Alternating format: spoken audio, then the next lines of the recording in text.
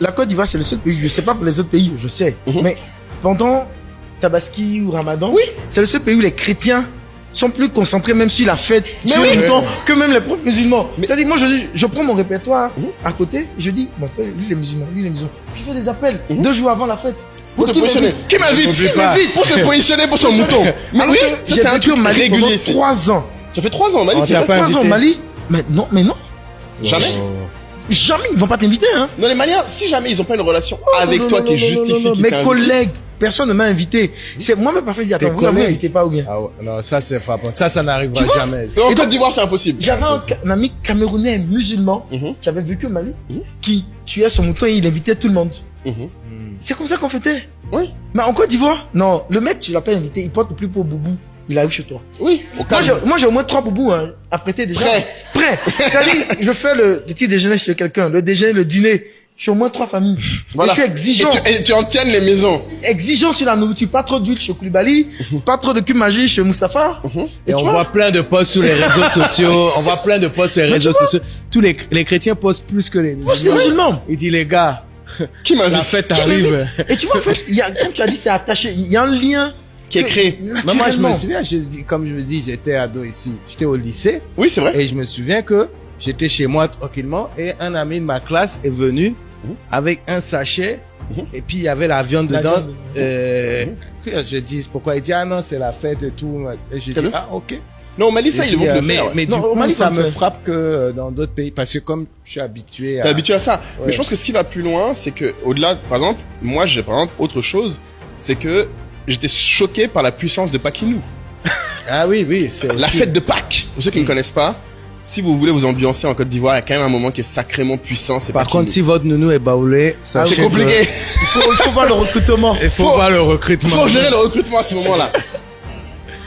Alors, Paquinou, c'est la fête de... Enfin, Paquinou, en Côte d'Ivoire, dans le pays, chez les baoulés. Très sérieux. C'est, en réalité, c'est la période pendant laquelle les baoulés se retrouvent pour fêter. Pour régler tous les problèmes, on va dire, pendant la fête de Pâques. Et ça tombe, en fait, en avril. Mais il faut comprendre que c'est pendant le mois d'avril, c'est là qu'ils ont fini les récoltes. Ah, c'est pour ça. Et ça tombe, en fait, à la Pâques. Donc il règle les problèmes à ce moment. Donc il règle les problèmes, il fête les funérailles qui n'est pas parti à tel, et ça tombe au fait à la Pâques. Donc c'est pas parce que c'est la fête religieuse, c'est ça. Mais non. Après ça a été transformé. Et donc du coup, on fête plus que le 31 décembre. On fête plus que le 31 décembre. Oui, c'est plus que Noël. Oui, c'est plus que Noël. Paquinou, c'est compliqué. C'est beaucoup plus. Même la ville est plus décorée que Noël. Ah oui. T'as plus de promos pendant Paquinou. Paquinou? Non. Mais là pour le coup, c'est très baoulé. Aujourd'hui, c'est plus baoulé. Aujourd'hui, Paquinou appartient à toutes les ethnies. C'est-à-dire, Paquinou appartient à toutes les ethnies. Le menu de Pâques est déjà connu pour tout le monde. Sauce pistache avec pintade, un peu de foutou. Donc tout le monde a presque le même menu. Un peu de sauce aubergine, guaguassou à côté. Et tout le monde connaît.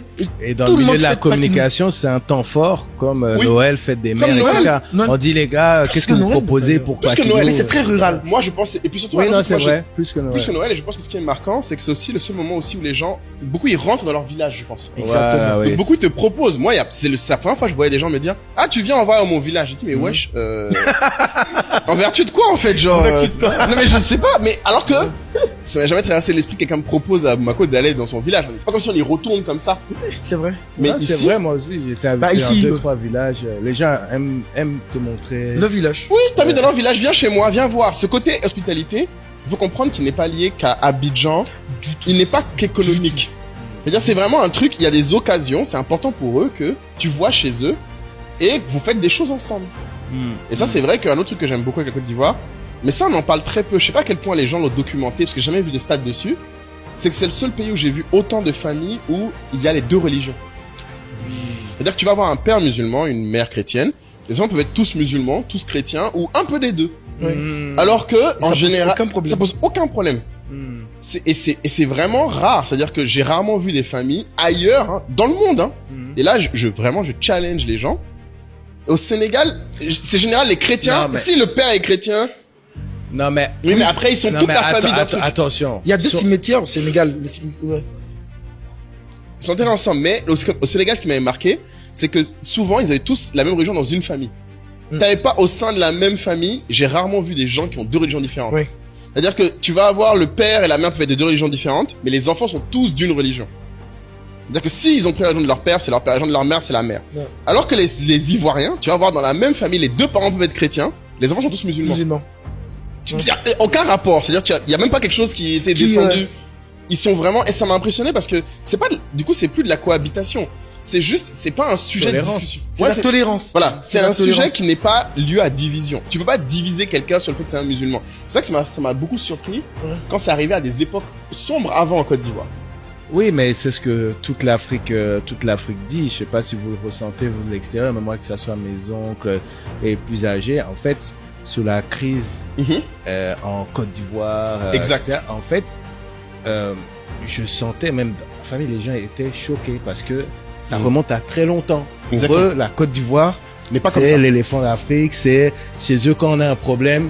Allez, on va en Côte d'Ivoire. La Côte d'Ivoire nous explique un peu et puis des parages. Donc quand il y a eu la crise, les autres pays étaient vraiment choqués. Ouais. Ça c'est vrai. Bon, Donc je sais les pas si ça a laissé Ivoiriens des aussi. traces, mais c'est vrai que c'est les seuls moments où les gens des fois parlaient de ah oui, t'es plus musulman, t'es plus truc. Et c'est là où le concept. Alors je sais pas à quel point il existe encore l'ivoirité, parce que s'il existe encore. Après chez un Indien, là, on rentre dans un sujet qui est encore plus, enfin là on parle vraiment plus politique, Ouais, que mais- sociétal. mais c'est vrai qu'il fait un peu peur aux gens. C'est un sujet, Alors- je pense que. Alors qu'il ne devrait pas faire C'est ça. En réalité, l'ivoirité, de ma compréhension, après lecture des textes, Voilà. c'est un peu comme la vie à la française. C'est quoi les codes de l'ivoirité? Donc, un Ivoirien, c'est ça.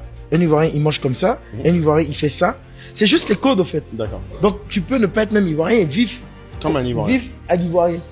Oui, mais après c'est que on a emmené ça maintenant côté Mais politique. ça a été politisé. Tu vois, pour être totalement honnête, Prince, c'est que nous quand on se dit tu peux faire ce que tu veux en Côte d'Ivoire, tu peux trouver un emploi, tu peux entreprendre, etc. Chaque fois il y a la blague entre étrangers. Tu dis, par contre leur affaire de politique, Faut pas mettre ta bouche. voilà, Faut le laisser. tu vois. Tu laisses Voilà, la politique, donc, exactement. Voilà, et c'est légitime. Moi, Choqué ici. Moi, ce qui m'a le plus choqué venant du Mali, je me souviens, c'était le fait que les gens soient aussi directs. Mais c'était admirable, dans le sens où, s'ils veulent de l'argent, ils vont te le demander. Ici, ils vont te dire point blank. Moi, j'oublierai jamais. On était à Noël. Je crois que ouais, quand je suis arrivé, j'avais Noël juste après. T'as mon gardien qui me dit, ah, tonton, c'est Noël, joyeux Noël. ah oui, non. Je dis, oui, pas de souci, joyeux Noël, toi aussi, tu vois. Moi, Il dit, mes bon, gardiens, là, ils me disent, mais chef, on est en février. et en février, et mon cadeau. Et puis mon cadeau. Je lui dis, comment c'est ton cadeau, frère? Je lui dis, on n'est pas dans la même famille.